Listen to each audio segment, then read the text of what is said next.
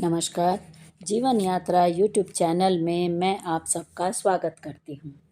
यजुर्वेद के 9वें अध्याय में परमात्मा हमें ज्ञान देते हैं कि मनुष्य विद्वानों से विद्या और उत्तम शिक्षा को प्राप्त करता है, धर्म का आचरण करता है, तो उस मनुष्य को इस लोक व परलोक में परम ऐश्वर्य का साधक राज्य, विद्वान माता पिता और निरोग शरीर प्राप्त होता है।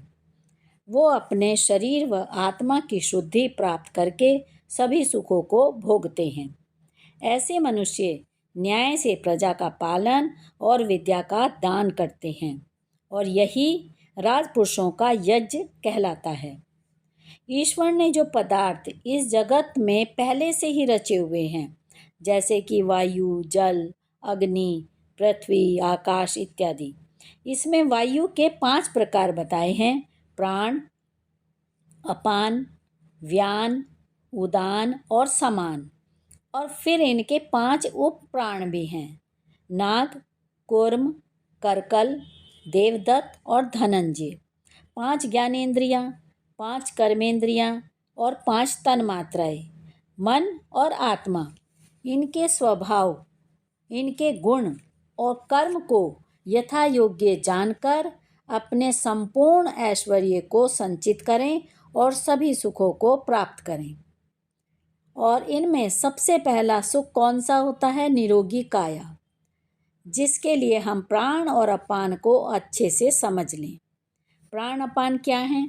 यानी कि श्वास लेना और छोड़ना, इस प्रक्रिया को प्राण और अपान कहा जाता है।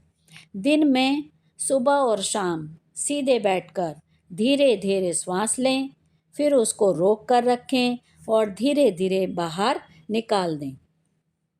श्वास रोकना आप 10 सेकंड से बढ़ाकर 1 मिनट तक अभ्यास कर सकते हैं और कुछ महीनों में ये संभव हो जाता है। इससे हमारी इम्यूनिटी पावर भी बढ़ती है और जब हम प्राण व अपान अपने सही कर लेते हैं तो बाकी के जो प्राण हैं वो स्वतः ही सही काम करने लगते हैं। धन्यवाद। ये थी वेद में दी गई जानकारी प्राणों के बारे में। मैं आशा करती हूँ कि आप इससे अवश्य ही लाभ उठाएंगे और दूसरों को भी शेयर करेंगे। धन्यवाद।